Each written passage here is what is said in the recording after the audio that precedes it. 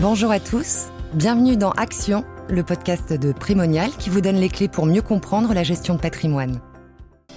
Aujourd'hui, c'est Jean-Pierre de Bordeaux, 69 ans, marié, avec 2 enfants, qui souhaite en savoir plus sur l'assurance vie.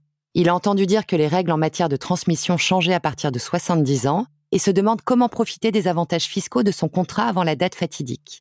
Pour répondre à cette question, nous accueillons Andreas Wortmann, directeur du développement commercial Hauts-de-France-Normandie chez Primonial Gestion Privée. Bonjour Andreas. Bonjour, merci pour l'invitation. L'assurance vie est souvent citée comme un outil de transmission efficace. Mais pourquoi ? Alors c'est tout à fait vrai, l'assurance vie offre une fiscalité réduite sur la transmission d'un patrimoine financier lors d'un décès. Ainsi, sauf exception, le montant du contrat ne rentre pas dans l'actif successoral. Les sommes versées aux conjoints survivants, qu'ils soient mariés ou pacsés, sont totalement exonérées d'imposition et de droits de succession.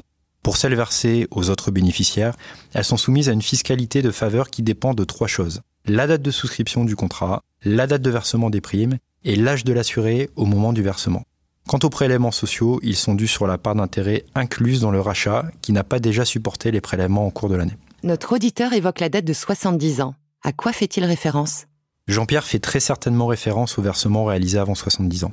Ils permettent en effet d'éviter les droits de transmission grâce à un abattement. Concrètement, au décès, le capital, prime versée plus intérêt, sera transmis hors droit de succession jusqu'à 152 500 € par bénéficiaire.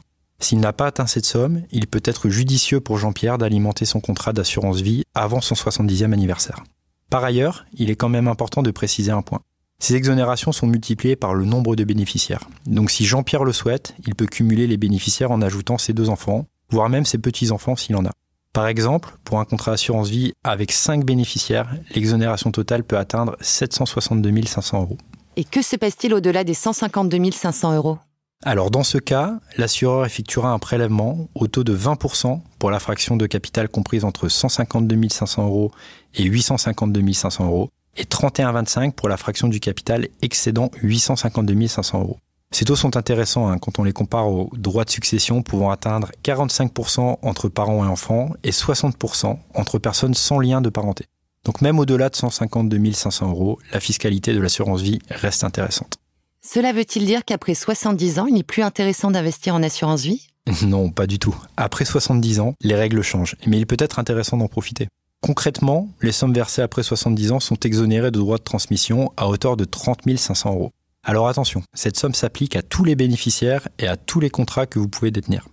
Cela signifie que les bénéficiaires, à l'exception évidemment du conjoint qui reste exonéré de droits de succession, se partageront cet abattement au prorata du capital perçu. Au-delà de ce montant, les droits de succession s'appliquent selon le degré de parenté avec les bénéficiaires. Second intérêt majeur, pour les versements effectués après 70 ans, les intérêts générés par les sommes versées sont exonérés. Prenons un exemple pour Jean-Pierre et nos auditeurs. Pour un versement de 100 000 € à 70 ans avec un rendement moyen de 3% et un décès à 85 ans, c'est 55 700 € d'intérêts générés, libres de droits de succession. Au total, cela fait donc 86 200 € exonérés, puisqu'aux 55 700 € s'ajoutent les 30 500 € d'abattement qui s'appliquent sur les 100 000 € versés. Au-delà de ces abattements, que pourrait faire Jean-Pierre pour optimiser encore plus son contrat d'assurance vie comme outil de transmission ? Nous pourrions optimiser par exemple la clause bénéficiaire en passant par un démembrement. Donc pour rappel, la clause bénéficiaire permet de désigner les personnes qui ont été choisies par le souscripteur pour recevoir le capital à son décès. La démembrer est une façon intéressante d'optimiser la transmission du capital détenu au sein du contrat. Pour comprendre son principe, il faut tout d'abord expliquer certains termes. En droit, la propriété d'un bien se répartit entre l'usus, le droit de détenir et d'utiliser, le fructus, le droit de percevoir les revenus, et l'abusus, le droit d'en disposer.